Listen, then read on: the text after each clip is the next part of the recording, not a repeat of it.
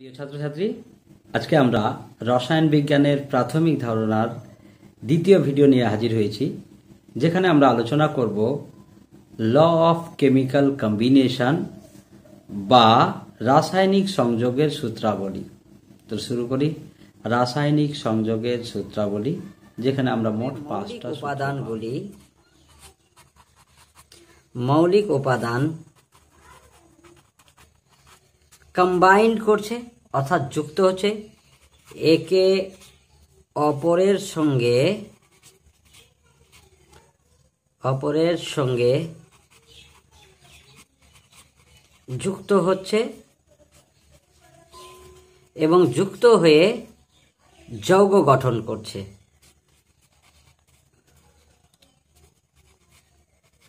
যৌগ গঠন করে এই অংশটুকু আমরা মোট যে 5টা সূত্র আছে সেই 5টা সূত্র থেকে জানব। রাসায়নিক সংযোগের সূত্রাবলী আমাদের প্রথম পার্ট। এইখানে টোটাল 5টা সূত্র পাবো। 1 নম্বর বলছি ভরের নিত্যতার সূত্র,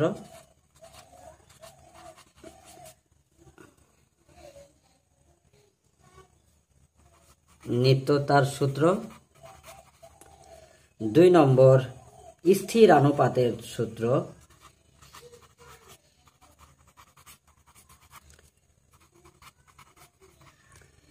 3 নম্বর গুণানুপাতের সূত্র।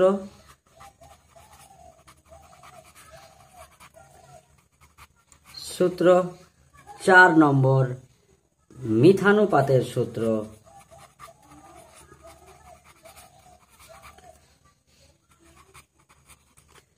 এবং 5 নম্বর হচ্ছে গেলুসাকের গ্যাস আয়তন সূত্র। শুধু গ্যাস আয়তন সূত্র বলে লিখে রাখলাম।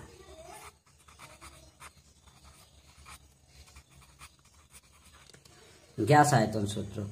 এই 5টা সূত্র থেকে আমাদের পরীক্ষায় প্রশ্নগুলো আসবে। এই সূত্রগুলোই হচ্ছে ল অফ কেমিক্যাল কম্বিনেশনের মূল কথা।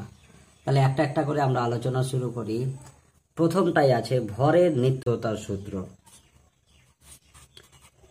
ভরের নিত্যতার সূত্র এইটা 1774 খ্রিস্টাব্দে বিজ্ঞানী ল্যাভোইসিয়র আমাদেরকে দিয়েছেন। ল্যাভোইসিয়র 1774 খ্রিস্টাব্দে। সূত্রটা কি?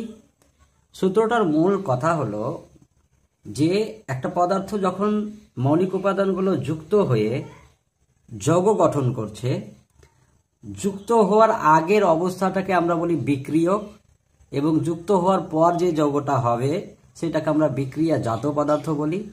উদাহরণ হিসাবে এ এবং বি দুটো বিক্রিয়ক পদার্থ যুক্ত হয়ে যদি সি এবং ডি উৎপন্ন করে, তাহলে ভরের নিত্যতার সূত্র অনুসারে বলা হচ্ছে বিক্রিয়ার আগে বিক্রিয়ক পদার্থের মোট ভর বিক্রিয়ার পরে বিক্রিয়াজাত পদার্থের মোট ভরের সমান হবে। তাহলে কি বললাম? বিক্রিয়ায় অংশগ্রহণকারী পদার্থের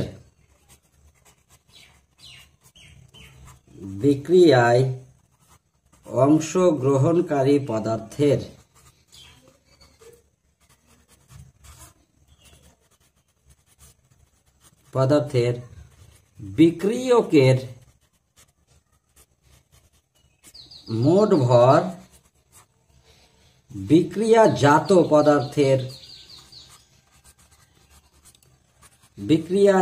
পদার্থের মোট ভরের সমান হবে।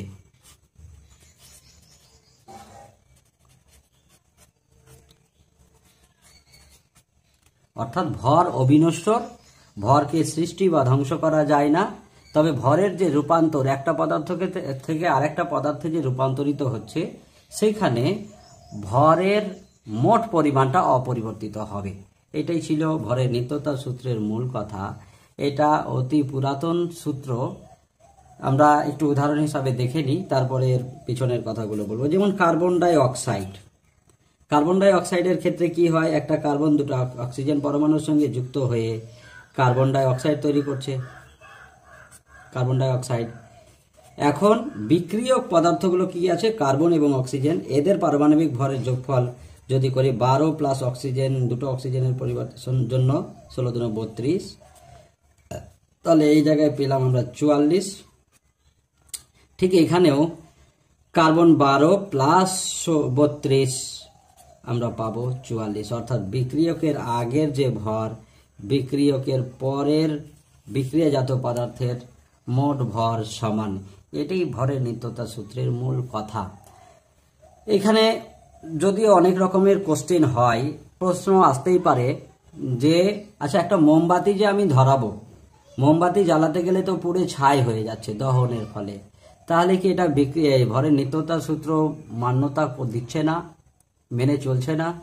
বা দেখা যায় ম্যাগনেসিয়ামের ফিতাকে বায়ুতে পোড়ালে ম্যাগনেসিয়ামের ফিতার যে ছাই আমরা পাচ্ছি, সাদা গুঁড়ো পদার্থ, সেইটার ভর আবার বেড়ে যায়। তাহলে একটা জায়গা থেকে আর একটা জায়গায় যে গেলাম আমরা, ভরটা বেড়ে গেল, এটা কি ভরের নিত্যতা সূত্র মানছে না? হ্যাঁ, এইখানে দুটোর ক্ষেত্রে অ্যাভয়েড করছে না। যেমন আমরা যদি মোমটাকে নিই, মোমে অ্যাকচুয়ালি থাকে হাইড্রোকার্বন জাতীয় পদার্থ, কার্বন এবং হাইড্রোজেন, এইরকম এর মাল্টি পলিমার হিসাবে আছে। এইগুলো যখন যখন দহন হয়, দহনের ক্ষেত্রে আমরা জানি এখানে অক্সিজেনের উপস্থিতিতে একটা পদার্থ জ্বলে। তাহলে মোমটা যখন জ্বলছে অক্সিজেনের উপস্থিতিতে, তখন আমরা ধোঁয়া আকারে কার্বন ডাই অক্সাইড পাই এবং জল উৎপন্ন হয়, যেটা জলীয় বাষ্প আকারে উড়ে যায়। তার জন্যই আমরা দেখব যে মোমটা আস্তে আস্তে পুড়ে। এখন যদি এই হাইড্রোকার্বনের ওজন অর্থাৎ মোমের ওজনটা আগে নিয়ে নেওয়া হয় এবং ওই পরিমাণ মোমটাকে পুড়তে যে পরিমাণ অক্সিজেন প্রয়োজন হয়েছে সেই অক্সিজেনটাকে আমরা কাউন্ট করি, তবে দেখা যাবে এদের যে মোট ভর হবে, মোট ভর এইটার মোট ভরের সমান হবে। বুঝা গেছে? এইটার মোট ভরের সমান হবে। উল্টো দিকে আমরা বললাম যে ম্যাগনেসিয়াম ফিতাকে পোড়াই, তাহলে এর ওজনটা বেড়ে যায় কেন? পোড়ালে মানে কি দহন করছি, দহনের জন্য অক্সিজেনের প্রয়োজন। ম্যাগনেসিয়াম খালি অবস্থায় ওজন করলে যা পাবো, এটাকে পোড়ালে এর যে ওজনটা হবে বেড়ে যায় কেন? এটা যখন অক্সিজেনের সঙ্গে বিক্রিয়া করে ম্যাগনেসিয়াম অক্সাইড এর সাদা গুঁড়ো পড়ে যায়, নিচে পড়ে থাকে সাদা গুঁড়ো। তো আমরা যখন ম্যাগনেসিয়ামকে নিচ্ছি তখন এইটার ওজন নিচ্ছি, কিন্তু যেটা তৈরি হয়েছে সেটা ম্যাগনেসিয়ামের সঙ্গে অক্সিজেন যুক্ত হয়ে তৈরি হয়ে আছে। তাহলে এই জায়গায় বলছে যদি ম্যাগনেসিয়ামকে পোড়াতে যে পরিমাণ অক্সিজেন লেগেছিল, এই দুটোর ভর যদি আমরা যোগ করি, তাহলে এইখানে যে উৎপন্ন ভর হয়েছে তার পরিমাণটাও সমান হয়ে যাবে, বিক্রিয়াজাত পদার্থের মোট ভর সমান। আশা করি বুঝতে পেরেছিস। এইবার আমরা যাব, কিছু প্রবলেম আছে এখান থেকে। প্রবলেমগুলো কি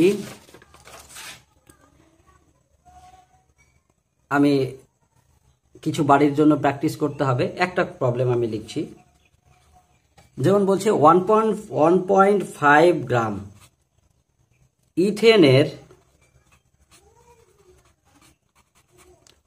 সম্পূর্ণ দহনে 44 গ্রাম কার্বন ডাই অক্সাইড, সম্পূর্ণ দহনে 4.4 গ্রাম কার্বন ডাই অক্সাইড এবং 2.7 গ্রাম H2O উৎপন্ন হয়।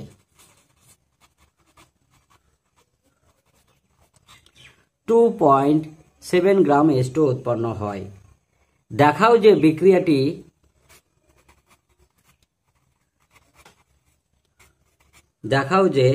বিক্রিয়াটি ভরের নিত্যতার সূত্র মেনে চলে এবং অক্সিজেনে বিক্রিয়ায় প্রয়োজনীয় অক্সিজেনের পরিমাণ গণনা করা।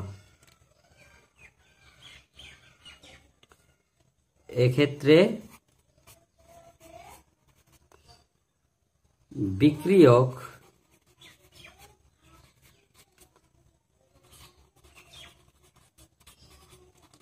অক্সিজেনের পরিমাণ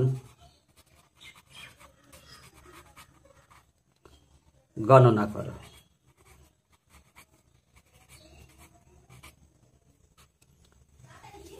তাহলে অঙ্কটাকে পড়ি। ইথেনের সম্পূর্ণ দহনে 4.4 গ্রাম কার্বন ডাইঅক্সাইড, 2.7 গ্রাম H2O উৎপন্ন হয়। ইথেনের সংকেত কি? C2H6। দহন করছি মানে কি? অক্সিজেনের উপস্থিতিতে বিক্রিয়া করছি। তাহলে আমরা এখান থেকে কি পাবো? আমরা এটাও হাইড্রোকার্বন, একটু আগে বলছিলাম হাইড্রোকার্বন অক্সিজেনের উপস্থিতিতে বিক্রিয়া হয়ে কার্বন ডাই অক্সাইড এবং জল উৎপন্ন করে। সমতা বিধান একটু আমরা দেখব। C2 এইখানে আমরা একসঙ্গে করি, 2 দিব, 6H2O 6 অণু এবং 4CO2। এখানে অক্সিজেন কত হচ্ছে এখানে? 4 দুনি 8, 8 6 14, 7O2। তাহলে কি বলছে? 1.5 গ্রাম ইথেন অক্সিজেনের উপস্থিতিতে দহনে 4.4 গ্রাম কার্বন ডাই অক্সাইড এবং 2.7 গ্রাম জল উৎপন্ন হয়। তাহলে দেখাও যে বিক্রিয়াটি ভরের নিত্যতা সূত্র মেনে চলে। এখন আমরা ভরের নিত্যতা সূত্র অনুসারে দেখলাম বিক্রিয়ক অণুর মোট ভর হবে বিক্রিয়াজাত পদার্থের মোট ভরের সমান। এখন এদের মোট ভর কত আছে? এটা যদি যোগ করি 4 2 6 মানে 7.1 গ্রাম। তাহলে নিশ্চয় এইখানেও বিক্রিয়ক পদার্থের যোগফলটাও হবে 7.1 গ্রাম। 7.1 গ্রাম হতে হলে অক্সিজেন প্রয়োজনে অক্সিজেনের পরিমাণ কত? এখানে 1.5 গ্রাম ইথেন লেগেছে। তাহলে এখান থেকে 1.5 গ্রাম যদি বাদ দিয়ে দিই আমরা পাবো 11 মধ্যে 5 বার 6, 5.6 গ্রাম। এখন ক্যালকুলেশন করে যদি প্রমাণ দেখাতে পারি যে এখানে প্রয়োজনীয় অক্সিজেন 1.5 গ্রামের ইথেনের সঙ্গে বিক্রিয়া করছে 5.6 গ্রাম অক্সিজেন, তাহলে আমরা বলতে পারবো এরা ভরের নিত্যতা সূত্র মেনে চলে। দেখাই। আচ্ছা, এইখানে বিক্রিয়াটার ক্ষেত্রে দেখি 2 মোল 2 অণু ইথেন বিক্রিয়া করছে কয় মোল অক্সিজেনের সঙ্গে? 7 মোল, 7 অণু অক্সিজেনের সঙ্গে। এখন মোলটাকে ভারে যদি নিয়ে যায় তখন তাদের আণবিক ভর দিয়ে গুণ করতে হয়। মোল মানে ভর সমান মাস সমান মোল সংখ্যা ইন্টু এম, কারণ আমরা জানি এন সমান W/m। তাহলে W সমান এই যে ভর আমি লিখেছি N ইন্টু এম, তাহলে আণবিক ভর দিয়ে গুণ করে দেবো, ওজনটা পেয়ে যাবো, কারণ এগুলো ওজনে দেওয়া আছে। ওজনে বার করতে হবে আমাদের। শুরু করি। আচ্ছা, 2 N এর মান 2 পেয়েছি। আণবিক ভর ইথেনের আণবিক ভর হচ্ছে 12 দুনি 24 কার্বনের আর 6 30। তাহলে 2 ইন্টু 30 গ্রাম C2H6 বিক্রিয়া করে 7 ইন্টু অক্সিজেনের আণবিক ভর 32 গ্রাম অক্সিজেনের সঙ্গে ও 2 এর সঙ্গে। তাহলে 1 গ্রাম ইথেন বিক্রিয়া করবে কত? 7 ইন্টু 32/2 ইন্টু 30 গ্রাম অক্সিজেনের সঙ্গে। দেওয়া আছে আমাদের 1.5 গ্রাম ইথেন বিক্রিয়া করবে 7 ইন্টু 32 ইন্টু 1.5/2 ইন্টু 30। কাটাকাটি। আমরা যদি এইটাকে কাটি 15.1 থাকলো, তো 15 দুনি 30, 2 2 4, তাহলে 4 দুনি এই 4 8 32, 7 8 56 ইন্টু 1 0.1 সমান হচ্ছে 5.6 গ্রাম। দেখো মিলে গেছে। 5.6 গ্রাম অক্সিজেন হওয়ার কথা, 5.6 গ্রাম আছে। অর্থাৎ এখান থেকে বলতে পারি বিক্রিয়কের মোট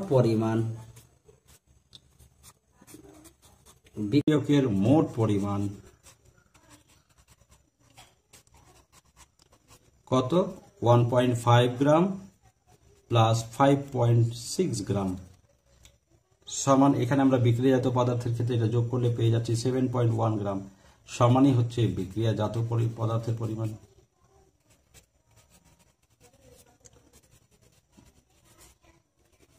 বিক্রিয়াজাত পদার্থের পরিমাণ। ফলে আমরা বলতে পারি এইটা বিক্রিয়াটি ভরের নিত্যতার সূত্র মেনে চলে এবং অক্সিজেনের পরিমাণ হচ্ছে O2 এর পরিমাণ সমান 5.6 গ্রাম। এইভাবে আমরা ভরের নিত্যতা সূত্রের কনসেপ্টটা ক্লিয়ার করব। বর্তমান সময়ে সমস্ত বিক্রিয়ার ক্ষেত্রে ভরের নিত্যতার সূত্রটা প্রযোজ্য নয়, বিশেষ করে তেজস্ক্রিয় মৌলের ক্ষেত্রে। তেজস্ক্রিয় মৌলের ক্ষেত্রে যেমন ইউরেনিয়াম 92-235, এইটা ভাঙলে আমরা দুটো যৌগ পাই, একটা ক্রিপ্টন আর একটা রেডন। তো আমরা এইখানে একটু দেখি যে তেজস্ক্রিয় মৌলগুলোর ক্ষেত্রে এটা প্রযোজ্য নয় কেন, বা এইখানে প্রবলেমটা কোথায়। আমরা জানি তেজস্ক্রিয় মৌলগুলো সাধারণত স্বতঃস্ফূর্তভাবে ভেঙে গিয়ে একটা নতুন ধরনের মৌল, এক বা একাধিক নতুন ধরনের মৌল উৎপন্ন করে এবং তার সঙ্গে একটা নির্দিষ্ট পরিমাণ শক্তি বর্জন করে, এবং এই শক্তিটা আলফা বিটা গামা রে আকারে বেরিয়ে আসে। তাহলে ওইখানে আমরা দেখেছি যে পদার্থের বিক্রিয়ক অণুর যে মোট ভর, এর সঙ্গে কিন্তু বিক্রিয়াজাত পদার্থের মোট ভরটা যোগ করলে সেই পরিমাণ হয় না, তার তুলনায় কমে যায় কিছুটা।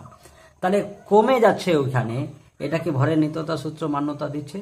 না, কারণ এখানে আমরা জানি যে বিক্রিয়কের আগের মোট ভর বিক্রিয়াজাত পদার্থের মোট ভরের সমান।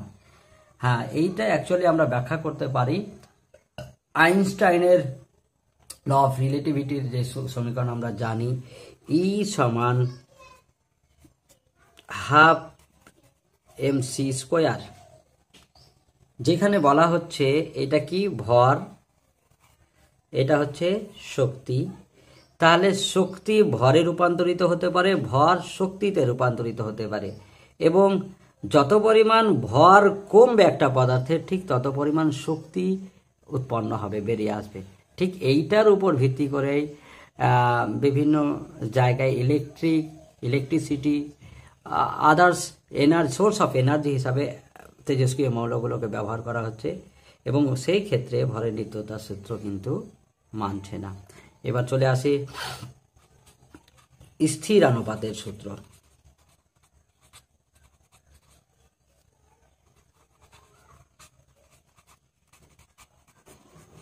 স্থির অনুপাতের সূত্রে দুটো কথা মনে রাখতে হবে। এক, যে একটা নির্দিষ্ট যৌগ, যেমন জল কিংবা অ্যামোনিয়া, যে কোনো একটা নির্দিষ্ট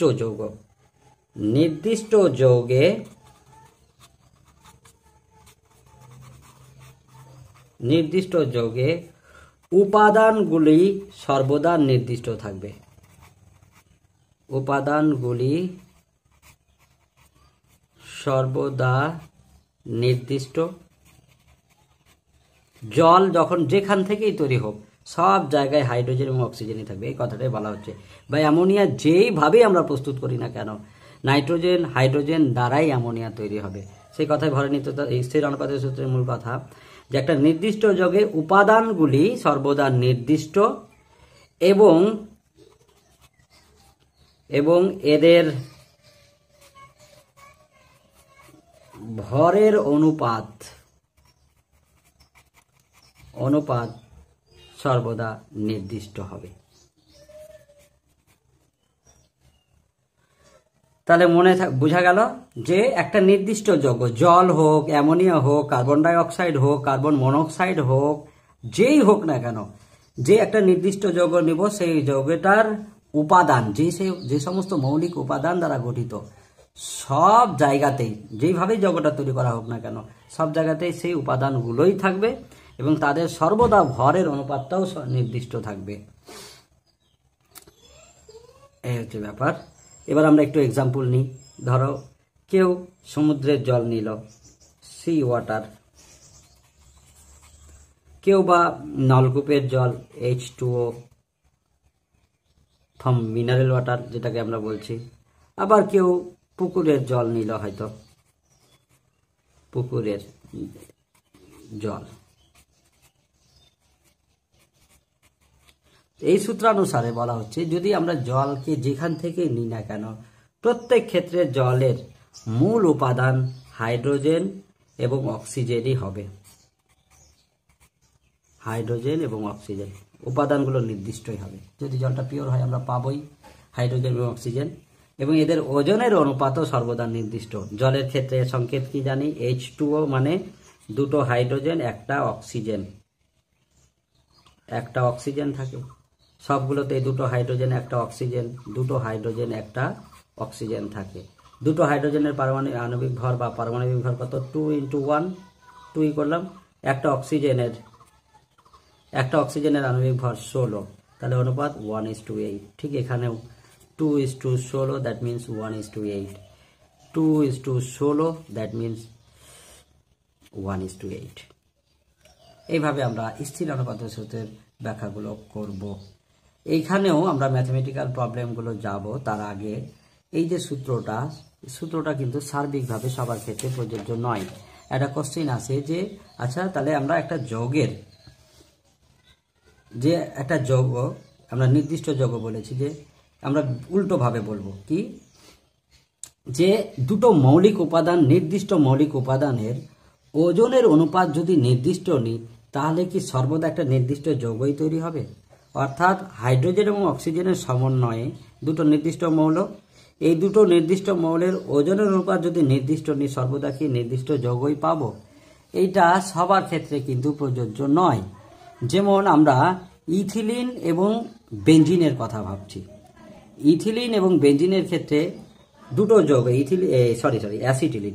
অ্যাসিটিলিন C2H2 এবং বেঞ্জিনের সংকেত হচ্ছে C6H6, বিপরীত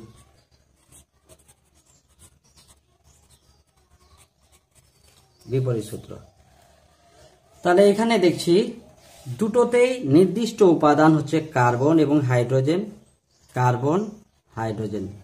তাদের ওজনের অনুপাত যদি দেখি, ওজন দুটো কার্বন আছে আর দুটো হাইড্রোজেন আছে। এখানেও 6টা কার্বন 6টা হাইড্রোজেন।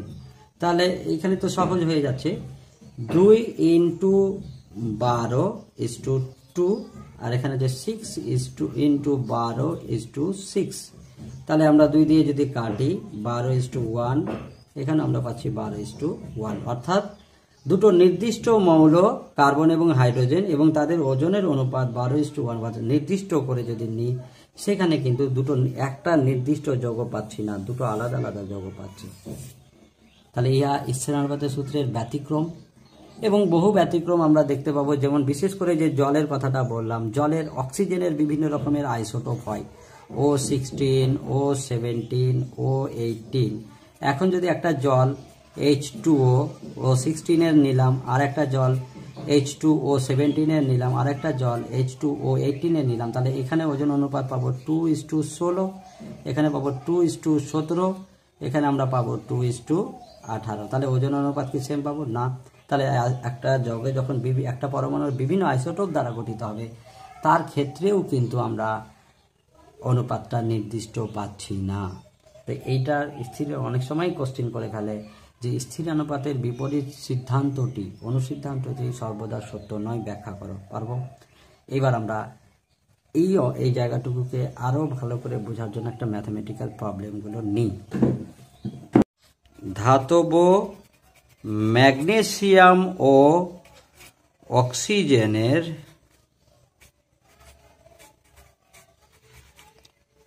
বিক্রিয়ায়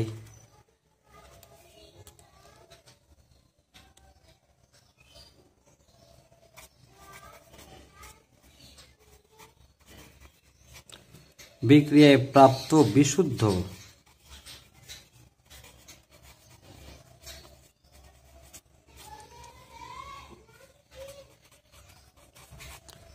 MgO যৌগের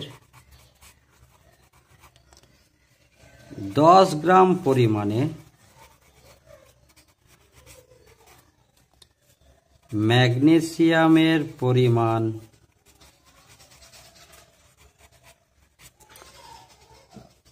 6 গ্রাম। আবার MgCO3 ম্যাগনেসিয়াম কার্বনেট কে উত্তপ্ত করলে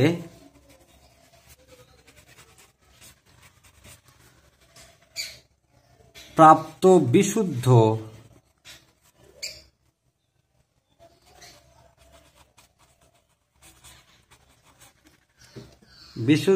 MgO যৌগের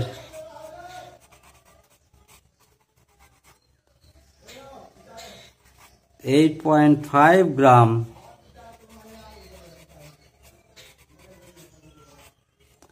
পরিমাণে Mg এর পরিমাণ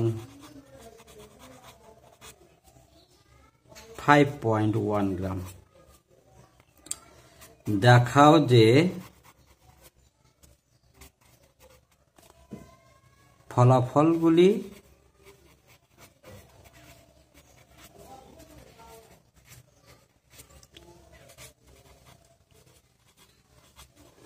স্থিরানুপাত সূত্র সম্মত।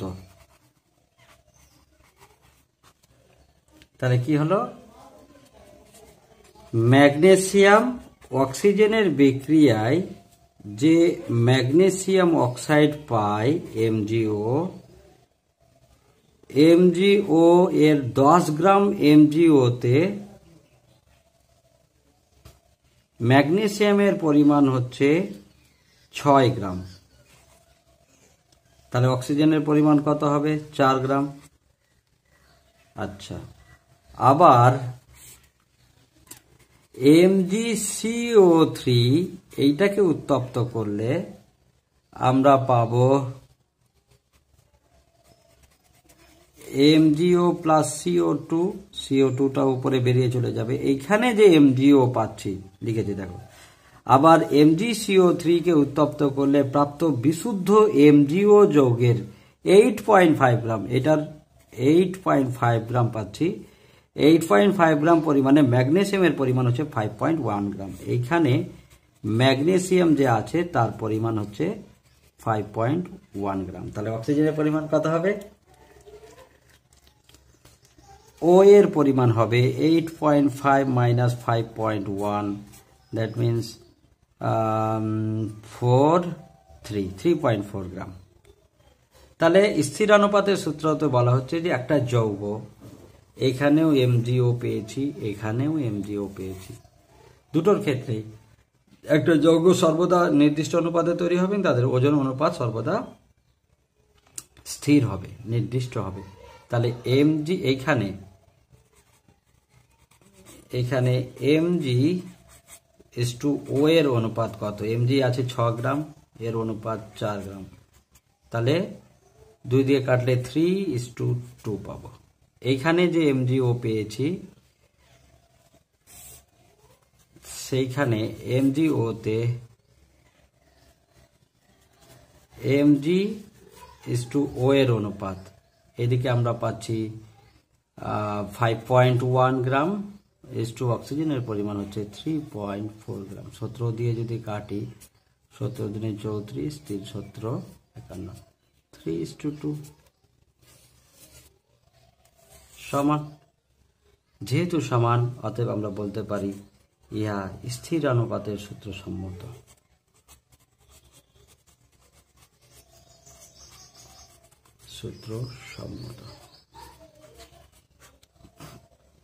আমরা চলে আসি পরের সূত্র, গুণানুপাতের সূত্র। তাহলে এখান থেকে স্থিরানুপাতের সূত্র থেকে একটু বুঝলাম যে উপাদানগুলো যখন যুক্ত হচ্ছে, মৌলিক উপাদানগুলো পরপর যুক্ত হয়ে যে যৌগ গঠন করছে, তারা যুক্তটা হচ্ছে সর্বদা একটা নির্দিষ্ট অনুপাতে, এটা মাথায় রাখবো, নির্দিষ্ট অনুপাতে। বাস, গুণানুপাতের সূত্র।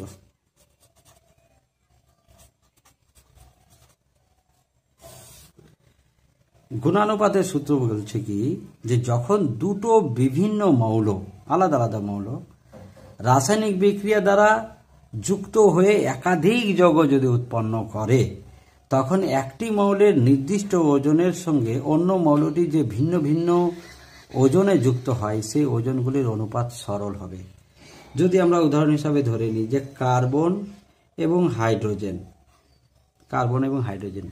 এই দুটো মিলিয়ে একাধিক যৌগ উৎপন্ন করতে পারে। কার্বন এবং হাইড্রোজেনের ফলে যে যৌগটা পাচ্ছি, একটা হতে পারে আমরা মিথেন নিলাম, আবার কার্বন হাইড্রোজেনের বিক্রিয়ায় আর একটা যৌগ আমাদের ইচ্ছা মতো ইথেন নিয়ে নিলাম, বা ইথিলিন বা অ্যাসিটিলিন যা হয়, ইথিলিন C2H4 নিলাম। ঠিক, তাহলে বলছি যে এখানে কার্বন এবং হাইড্রোজেনের অনুপাত আগে লিখি। কার্বন এবং হাইড্রোজেনের অনুপাত, কার্বন কত আছে? একটা কার্বন, হাইড্রোজেন আছে 4টা। তাহলে একটা কার্বনের জন্য আমরা পাচ্ছি 12:4, 4 দিয়ে কাটলে আমরা পাবো 3:1। 1 ভাগের হাইড্রোজেনের সঙ্গে যুক্ত কার্বনের পরিমাণ কত? 3। আবার এখানে দেখি C2, that means 2C:4H, 2C 2 × 12:4, কাটাকাটি করি, 4 × 4, 3 × 4 12। তাহলে আমরা কি দেখলাম? 1:6,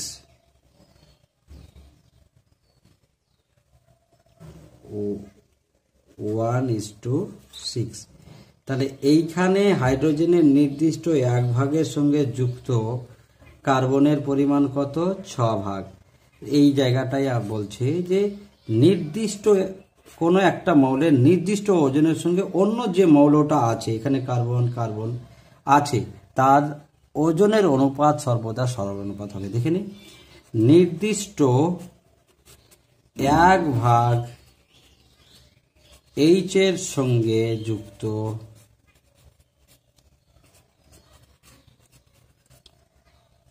কার্বনের ওজন অনুপাত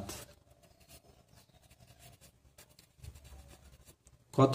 এখানে পেয়েছি 3, এটা পেয়েছি 6, তাহলে কাটলে 1:2 পাবো না? সরল অনুপাত।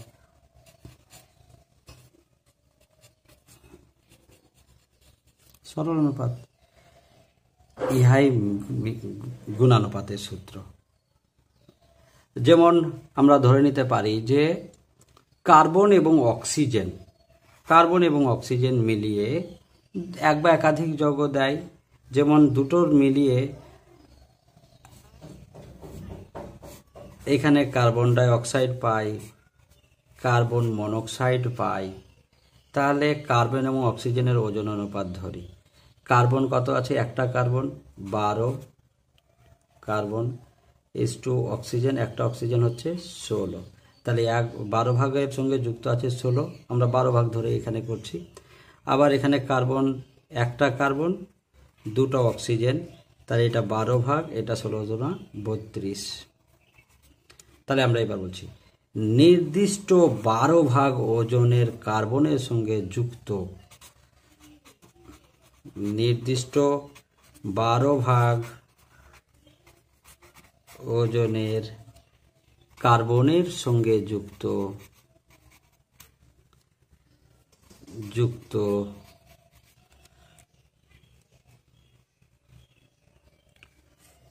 অক্সিজেনের ও এর পরিমাণ কত? এখানে 16:32। তাহলে এখানে অনুপাত যদি করি 1:2, সরল অনুপাত।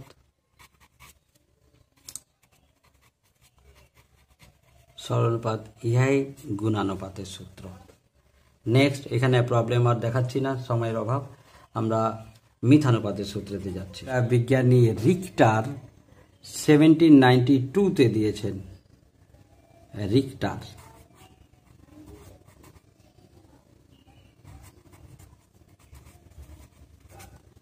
1792 কি বলছে? 2 বা ততোধিক মৌল পৃথক পৃথক ভাবে 2টি বা তার থেকে বেশি, যে কোনো একটা, আমি কার্বন এবং হাইড্রোজেন নিয়ে নিলাম, 2টি বা তার বেশি, এখানে 2টি নিলাম, ততোধিক মৌল পৃথক পৃথক ভাবে অন্য একটি মৌলের সঙ্গে নির্দিষ্ট ভরের সাথে বিক্রিয়া করতে সম্ভব হলে আবার বলি, দুটি বা তার বেশি মৌল পৃথক পৃথকভাবে অন্য একটা মৌল আমি অক্সিজেন ধরলাম, অক্সিজেন এর সঙ্গে অক্সিজেনের নির্দিষ্ট ভরের সঙ্গে এটার সঙ্গে এটা যুক্ত হয়ে আলাদা যৌগ কার্বন মনোক্সাইড অথবা কার্বন ডাইঅক্সাইড দিল। এ আবার অক্সিজেনের সঙ্গে বিক্রিয়া করে আরেকটা যৌগ H2O হয়তো দিল।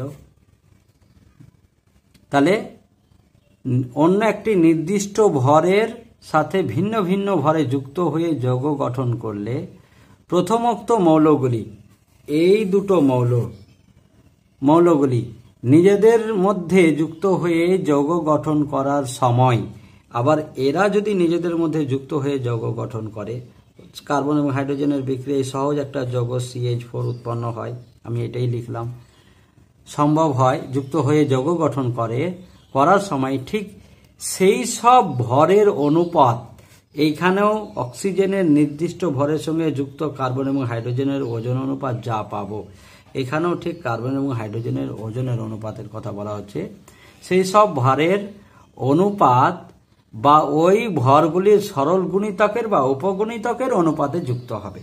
এখানে যে অনুপাতটা পাবো কার্বন হাইড্রোজেনের, আর এখানে যে কার্বন এবং হাইড্রোজেনের অনুপাত পাবো, সেই অনুপাতটা হয় সেম হবে, নয় সরল গুণিতক বা একটির বা দুটিরই সরল গুণিতক বা উপগুণিতকের আকারে থাকবে।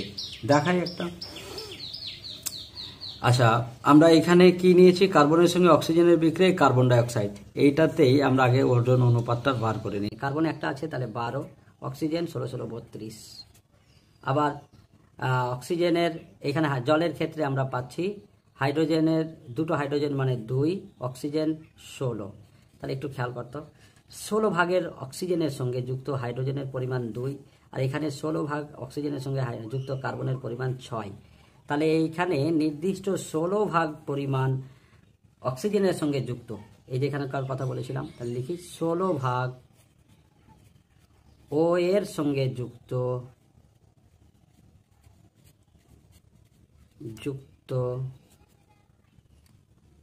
কি কি কার্বন এবং হাইড্রোজেনের ওজন অনুপাত, কার্বন ও H এর ওজন অনুপাত কি কি আছে? আমরা পাচ্ছি কার্বন 6 গ্রাম, 6 6:2। তাহলে এর অনুপাত কত পেলাম? 3:1। এবার এখানে যাই, এখানে কার্বন বা হাইড্রোজেনের ওজন অনুপাত বার করি। কার্বন কত আছে? একটা কার্বন মানে 12, 1C আর 4H আছে। তাহলে একটা কার্বন মানে 12, 4, তাহলে 4 আঁকে 4, 1 আর এদিকে কাটলে 3 পাবো, 3:1। তো এটা সমান অনুপাত পেয়ে গেলাম। এখন একটু আর ভেঙে এটাকে বলছি, কেউ যদি মনে করে আমি মিথেন নিলাম না স্যার, এখানে ইথিলিন বা অ্যাসিটিলিন নিলাম, তো আমি ইথিলিনের ক্ষেত্রে দেখাই। C2H4 হচ্ছে ইথিলিনের সংকেত। তো এখানে আছে 2টো কার্বন আর 4টে হাইড্রোজেন। তাহলে 4টা হাইড্রোজেন, এখানে 2টো কার্বনের জন্য 2 × 12 আর এখানে 4টা হাইড্রোজেনের জন্য 4। এটা কাটলে কি হবে? 4 একে 4, 3। তাহলে এটা হয়ে গেল 1:2 × 3। তাহলে এখানে খেয়াল কর, এখানেও ছিল 1:3 বা 3:1। তাহলে এখানেও 3 গুণিতক আকারে আছে, সরল গুণিতকে আছে 2 সরল গুণিতকে। তাহলে 2 × 3 এটা গুণিতক আকারে আছে, 3:1 এখানেও 3:1, কিন্তু 2 হচ্ছে 3 সরল গুণিতক। এইভাবে আমরা মিথানুপাতের সূত্র থেকে পাবো যে দুটো নির্দিষ্ট মৌল যখনই যুক্ত হবে তখন তারা একে অপরের সঙ্গে যুক্ত হওয়ার সময় অন্য যে মৌলতেই যুক্ত হোক না কেন সবসময় একটা নির্দিষ্ট সরল অনুপাতে যুক্ত হচ্ছে। এখন পর্যন্ত আমরা এই টার্মটা গুণানুপাত, মিথানুপাত এবং স্থিরানুপাতের ক্ষেত্রে বুঝতে পারলাম। লাস্ট পয়েন্ট আমরা চলে যাচ্ছি গেলুসাকের গ্যাস আয়তন সূত্র। তার আগে যদি সময় থাকে একটু আমরা 17 মিনিট, তাহলে আমরা একটা প্রবলেম ধরে নিই।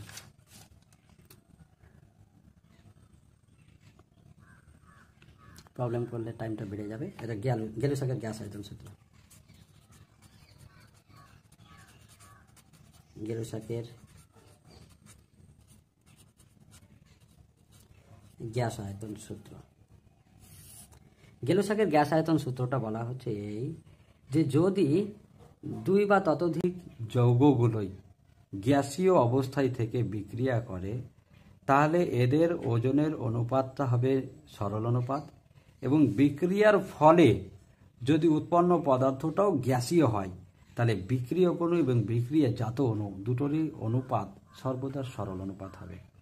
তাহলে লিখি গেলুসাকের গ্যাস আয়তন সূত্র।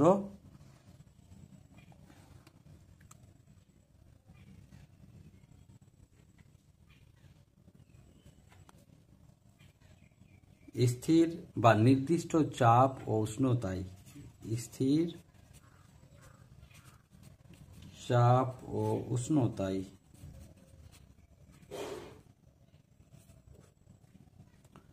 গ্যাসীয় পদার্থের বিক্রিয়ায় বিক্রিয়ক গ্যাসগুলি তাদের আয়তনের সরলানুপাতে যুক্ত হয়।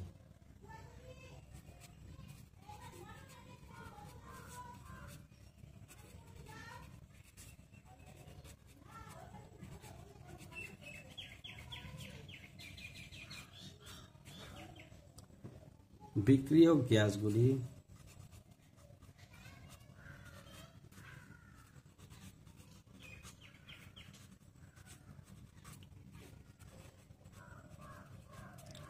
সর্বদা সরল অনুপাতে যুক্ত হবে।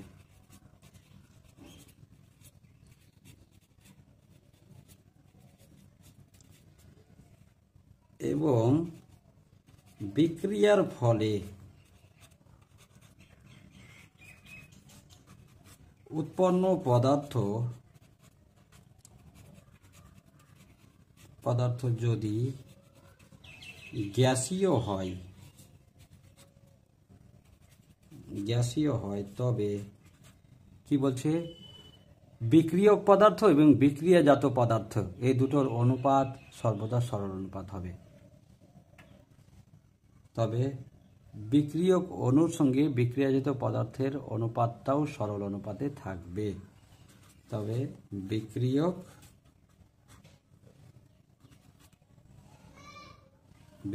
পদার্থের সাথে বিক্রিয়াজাত পদার্থটাও সরল অনুপাতে থাকবে।